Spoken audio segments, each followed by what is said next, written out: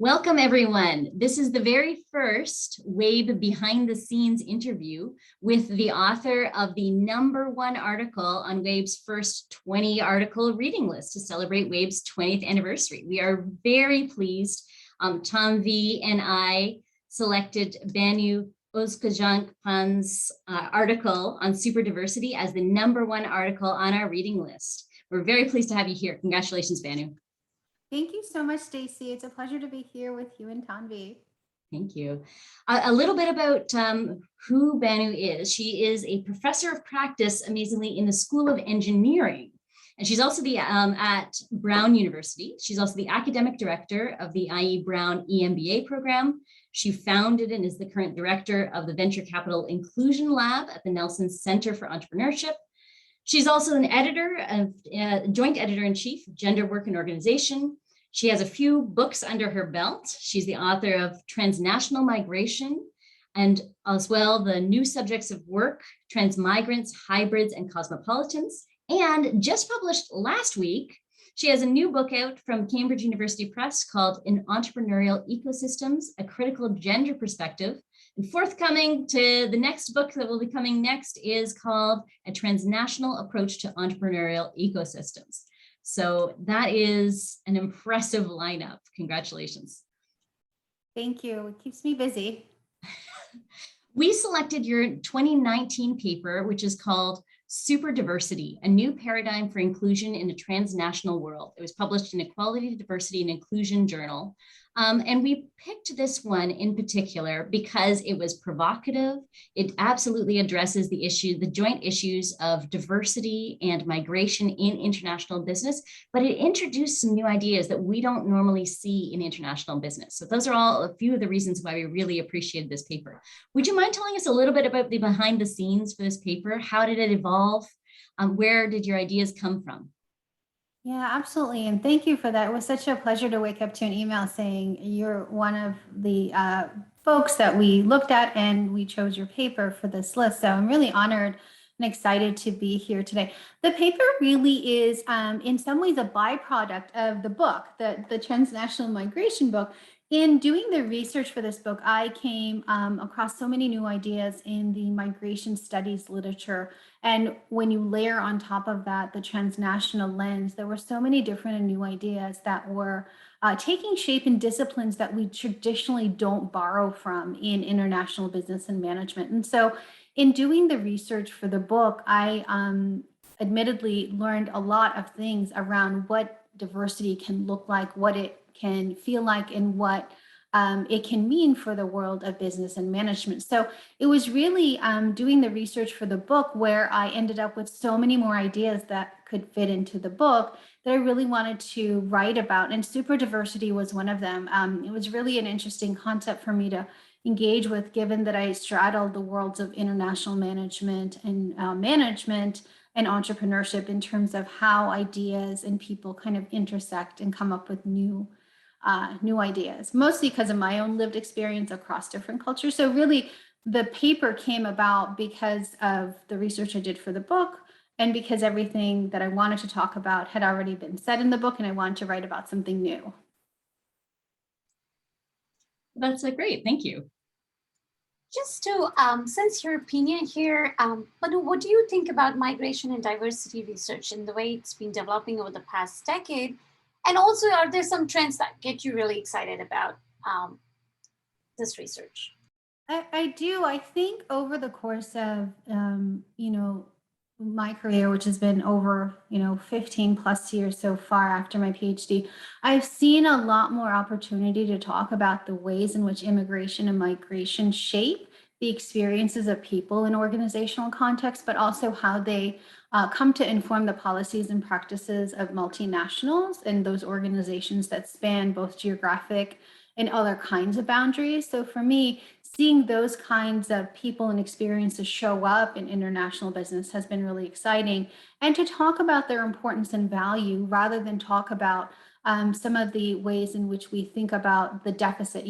Are immigrants, quote unquote, taking jobs? Are they sort of fulfilling a gap that potentially could be filled with others? So rather than highlighting and only considering some of the negative ways in which immigration happened, it was really good for me to kind of think about the positives and the contributions to innovation, creativity, and new sort of organizational forms that are being created as people move about in the world. So I'm really excited about those trends showing up in international business and management literature. And to get our listeners of WAIB excited here, I mean, what are some of your suggestions for international business research? I mean, what do you see could be coming out at the intersection of diversity and migration? Yeah, I think there's so much opportunity, and one of it starts with how we train our doctoral students in terms of the fields that we borrow from or become familiar with beyond the management. My training when I was getting my PhD in org studies at UMass Eisenberg was I took classes from communication, from American studies, from anthropology, and a few others, where the course of my training allowed me to be exposed to ideas and phenomenon that we're also interested in the School of Business, but were studied in vastly different ways and through different theoretical frameworks. So my suggestion, one, would be that we train our PhD students who are interested in IB to go explore what's available in anthropology, sociology, political science, and migration studies. I would also like to see an expansive way in which the journals, the leading journals of the field, are open and able to assess works that are maybe coming from very different theoretical frameworks than the ones we're used to, beyond sort of the culture's consequences and that stream of research that has been quite dominant in terms of the theoretical frameworks available to talk about culture. There's so many more rich opportunities beyond our field that I would suggest that we explore, including anthropology. Thanks so much for doing that. I agree that would help us. And it's one of the reasons why we wanted to interview you and chose your paper, because it has such different ideas.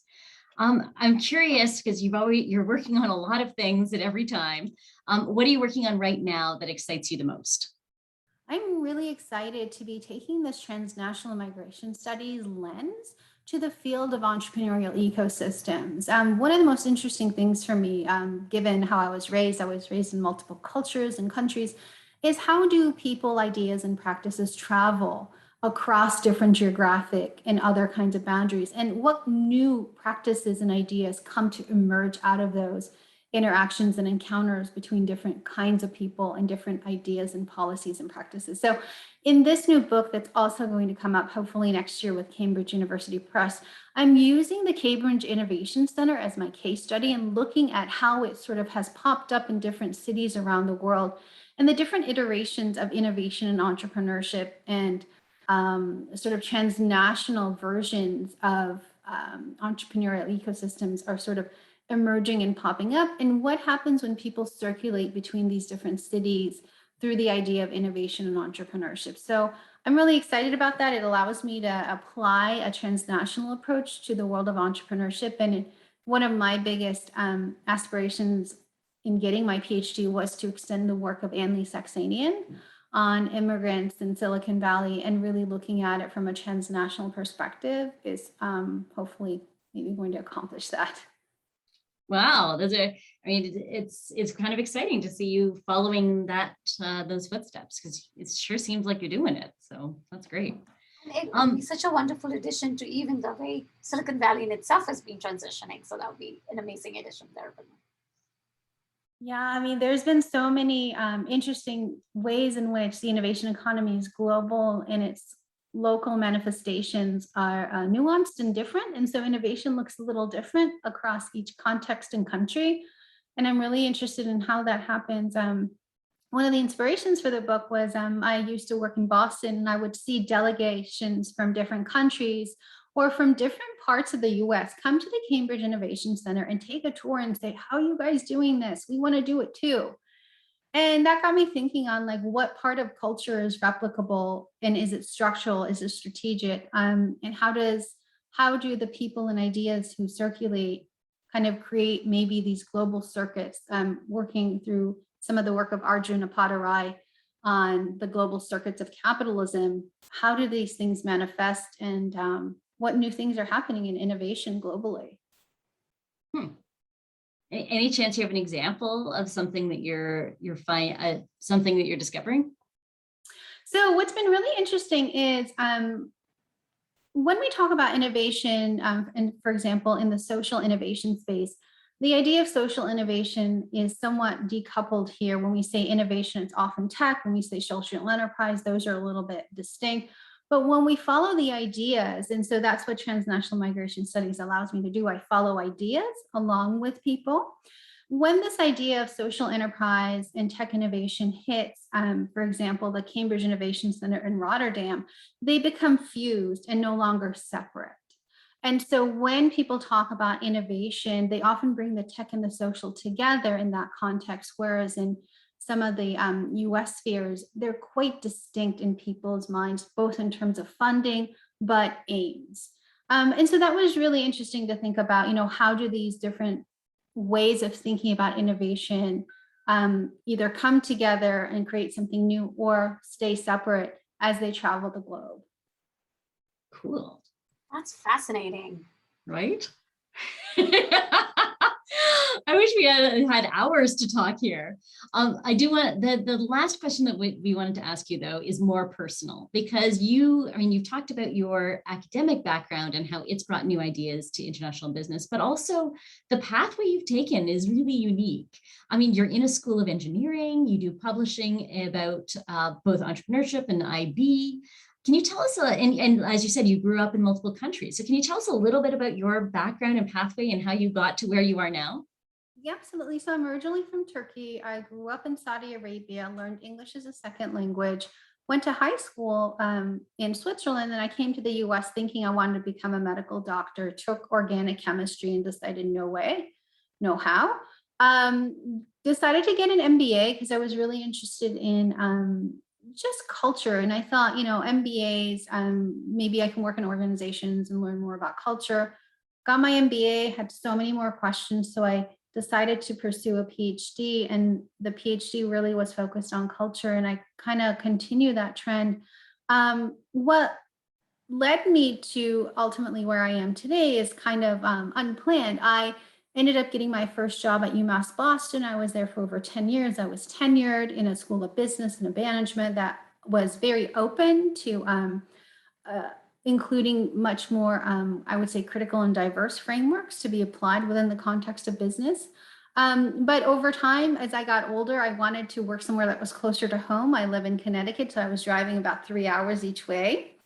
And Brown University really just happened to have an opening at a time when I was thinking about transitioning. And because they don't have a school of business, the appointment came through the School of Engineering, where I am, quote unquote, a professor of the practice, which actually means I gave up tenure, which, in today's, world, that might be like, wow, you actually did that. And it's like, I'm pursuing my research and passion, and the context in which I'm doing it is quite rewarding. And so for me, tenure wasn't the end game. It was really something I was able to accomplish, and then I kind of moved from it. And so in the context that I'm in, I have quite a bit of flexibility to draw from engineering and the innovation economy literatures, and to engage my colleagues in engineering, but also to work with those in anthropology or sociology across the social sciences to kind of bridge those different worlds together. That's what gives me sort of the energy and the joy to do research that's quite multidisciplinary.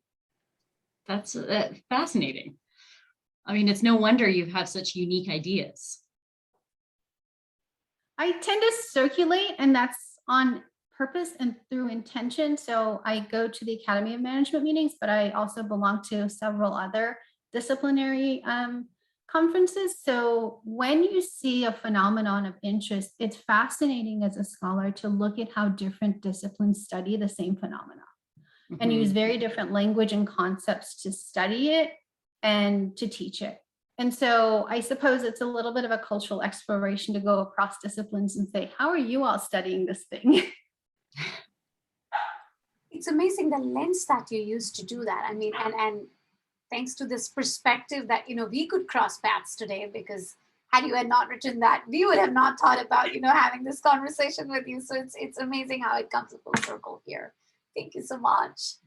Well, it's a pleasure. Thank you. And it's such a pleasure to be able to speak about the work and to maybe help expand some of the disciplinary boundaries that we are quite wedded to sometimes. Absolutely. Thank you so much, Banu. We can't wait to read the next thing from you. Well, thank you. And I look forward to connecting soon in virtual or real space. Absolutely. Absolutely. Thank Bye. you so much.